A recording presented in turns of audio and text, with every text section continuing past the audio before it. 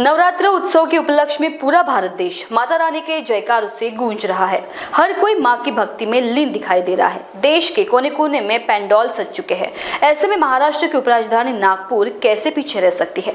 विदर्भ के लोगों को नागपुर के कुछ नामी पंडालों के दर्शन कराए जा सके, इसलिए महान्यूज 7 प्रयासरत है। इसी कड़ी में महान्यूज 7 की टीम नागपुर के खामला में स्थित सिंध माता पंडाल में पहुंची है, जहां इस वर्ष उत्तर प्रदेश के भगवान श्री राम की तपोभूमि चित्रकूट धाम की झांकी बनाई गई है। साथ ही साथ यहां भक्तों को गुप्त गोदावरी और बर्फीली यात्रा की सैर कराई जा रही है। इसी सिलसिले में हमारी रिपोर्टर प्रांसी मिश्रा ने वहां जाकर इस वर्ष की झांकी का जायजा लिया तथा भक्तगणों से बात की।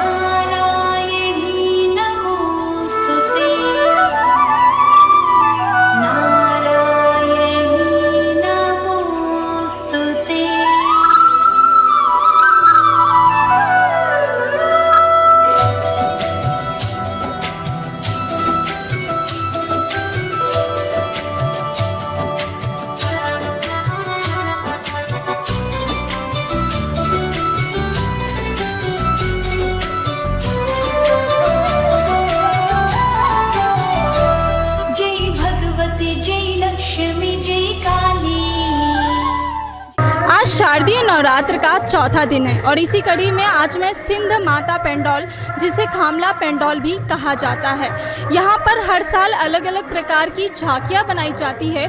चित्रकूट धाम पर भई संतन की भीड़, तुलसीदास चंदन की से तिलक देते रघुवीर। इस स्थान के बारे में कहा जाता है कि यहाँ पर हनुमान जी ने जो तुलसीदास जी है, उनके जो आराध्य श्री राम है, उनसे भेंट करवाई थी, तो इसीलिए रामचरितमानस में इस चित्रकूट धाम का एक विशेष स्थान माना गया है। तो इसी के साथ आज महान्यूज 7 आपको इस चित्रकूट धाम की जो ये झांकी बनाई गई है उसके दर्शन कराएंगे। साथ ही साथ यहाँ पर जो माता रानी विराजी है उनके भी दर्शन कराएंगे। जैसे ही उस मंदिर से आगे बढ़ते हैं, हमें यहाँ पर हनुमान धारा का एक अद्भुत रहस्य जो चित्रकूट धाम में है उसका एक दिखाया गया है, दृश्य दिखाया गया है। यहाँ पर आप देख सकते हैं कि बजरंग बली की एक मूर्ति है और यहाँ पर जो धारा बह रही है इसी को हनुमान धारा कहा जाता है।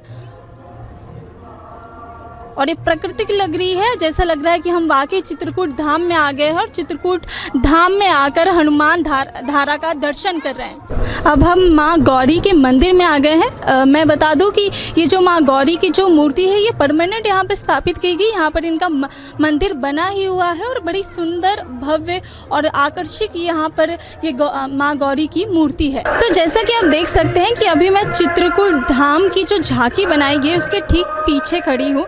यहाँ पर सबसे पहले आप नज़र डालिए कि यहाँ पर एक गुफा बनाई गई है, वहाँ पर झाड़ियाँ दिखाए गए हैं, तोता दिखाए गए हैं और बंदर को भी दर्शाया गया है। मैं आपको बता दूं कि चित्रकूट धाम में बंदर वहाँ की जान होते हैं।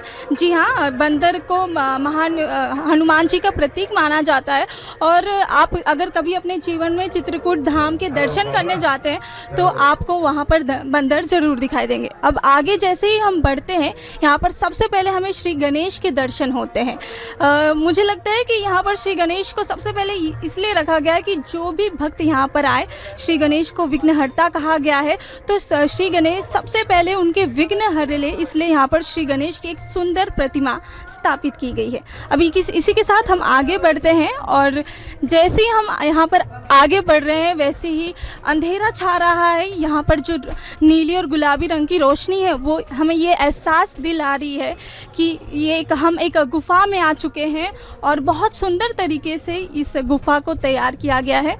आइए आगे बढ़ें। तो जैसा कि आप यहाँ पर देख रहे हैं कि यहाँ पर चित्रकूट के घनघोर जंगल में है सीता कुंड। यहाँ पर सीता कुंड को दर्शाया गया है। यहाँ पर त्रेता युग में माँ सीता यहाँ पर रहती थी और इसी कुंड के द्वारा इस त्रेता युग के कुंड को दर्शाया गया है। चलिए अब हम आगे बढ़ते हैं और एक बड़े से हॉल में हम यहाँ पर आ जाते हैं।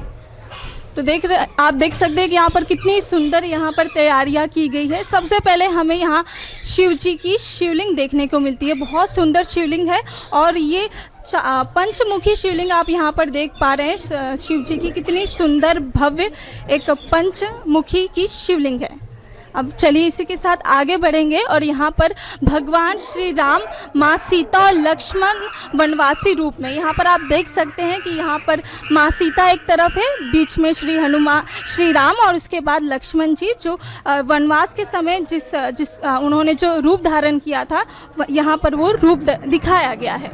चलिए यहाँ पर आप देख सकते हैं कि गुफा के अंदर दर्शन कीजिए राम दरबार, सीता कुंड और सुमैया माता के लिए। और यहाँ पर गुप्त गोदावरी यहाँ पर दिखाई गई है। यहाँ पर आप देख सकते हैं कि यहाँ पर पानी का बहाव है और ये पानी का बहाव गुप्त गोदावरी को दर्शाती है। तो अभी हमें इस पानी को बहाव को पार करते हुए आगे बढ़ना है।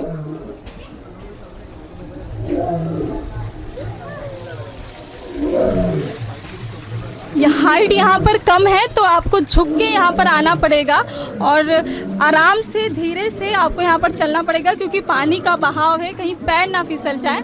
तो झुक के चलिए।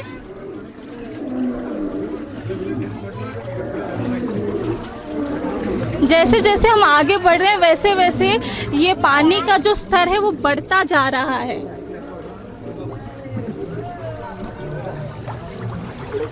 और जैसे कि वहाँ पर लिखा था ये गुप्त गोदावरी है, तो कहा जाता है कि जब ये चित्रकूट धाम आती है और सीता जी के और श्री राम के और लक्ष्मण जी के दर्शन कर लेती है, उसके बाद वो गुप्त हो जाती है और वो दिखाई नहीं देती, अदृश्य हो जाती है।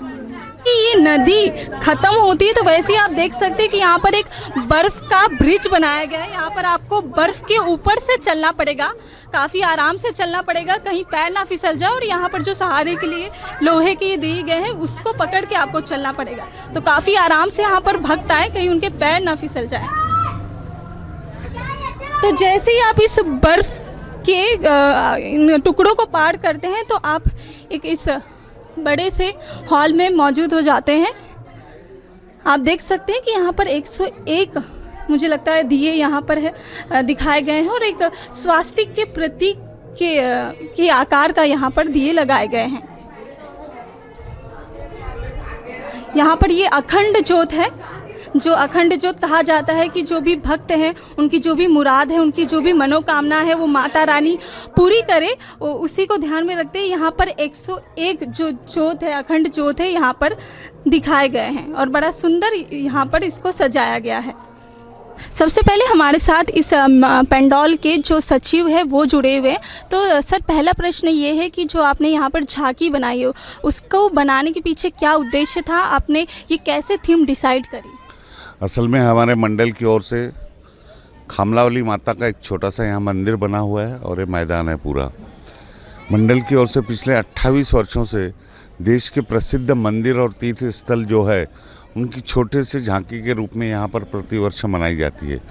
उसके पीछे का उद्देश्य ये है कि नागपुर नगरी के जो लोग हैं 1000 किलोमीटर, 1200-1500 किलोमीटर दूरी पर जाकर धामों की तीर्थ यात्रा नहीं कर पाते हैं, कोई आर्थिक रूप से परेशान रहता, कोई शारीरिक रूप से परेशान रहता, उन सभी माता भक्तों के लिए यहाँ पर छोटे से रूप में झांकी बनाकर खामला में खामलावाली माता जी के मंदिर में माता के भक्तों को दर्शन कराया जाता है। इस वर्ष जो झांकी बनाई गई है भगवान श्री रामचंद्र की झांकी है, चित्रकूट धाम। यह मध्य प्रदेश और यूपी के बीच में मंदाकिनी नदी की कलकल बहती हुई मंदाकिनी नदी के बीच में स्थित है। जब भगवान श्री रामचंद्र को 14 साल का वनवास हुआ था, सुबह सुबह उनको राजगद्दी पे बैठना था और सुबह ही वो वनवास के लिए निकले। ऐसा मुझे नहीं लगता कि संसार में कोई ऐसे व्यक्ति भी होंगे कि जो राजा बन रहे और वो वनवास को जा रहे हैं। वनवास के लिए निकले आगे तो उनको यह जो चित्रकूट स्थान है बहुत पसंद आया। तब उन्होंने तय किया कि मुझे 14 साल जो वनवास है यहीं पर ही गुजारना है।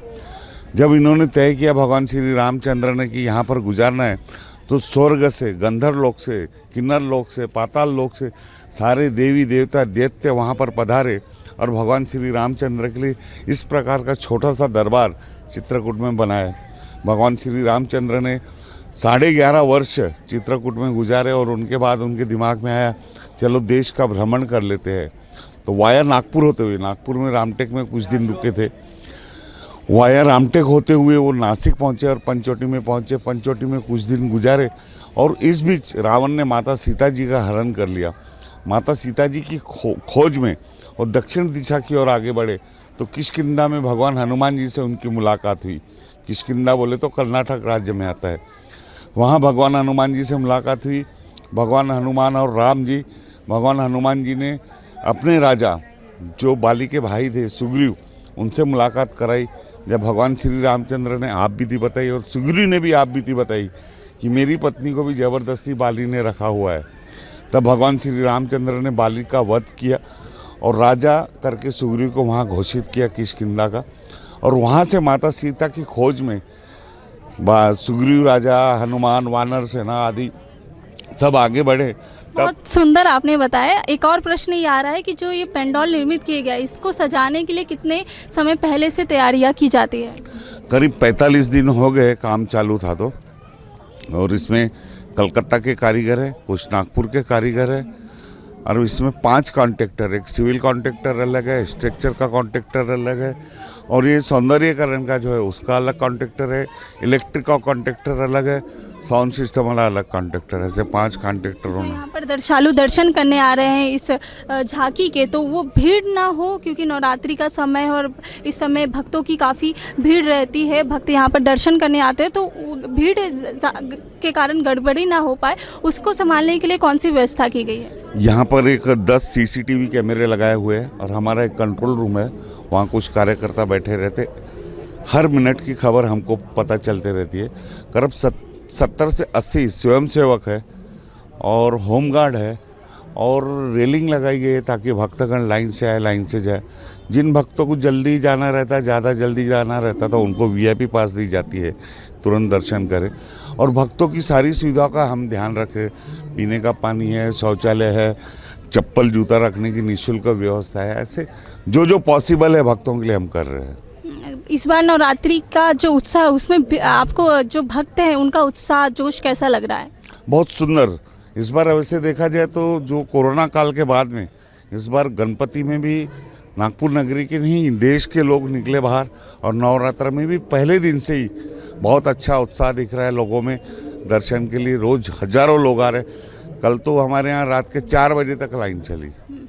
तो जैसा कि आपने देखा कि यहाँ पर कितनी सुंदर व्यवस्था की गई है, हर एक छोटी से छोटी चीज़ का ध्यान रखा गया है, जिससे जो ये थीम बनाई गई है, जो ये पेंडोल बनाया गया है, उसमें जो भक्त आ रहे हैं उससे आकर्षित हो सके। और जो ये उद्देश्य बनाने का रहा है चित्रकूट की, जो लोग वहाँ तक जा नहीं सकते, इतने दूर जा नहीं सकते, वो यहाँ पर आए और चित्रकूट धाम के दर्शन करें। बहरहाल इसी तरह की खबरों के लिए बने रहिए महान्यूज़ 7 के साथ। कैमरामैन अविनाश के साथ प्रांशु मिश्रा, नागपुर।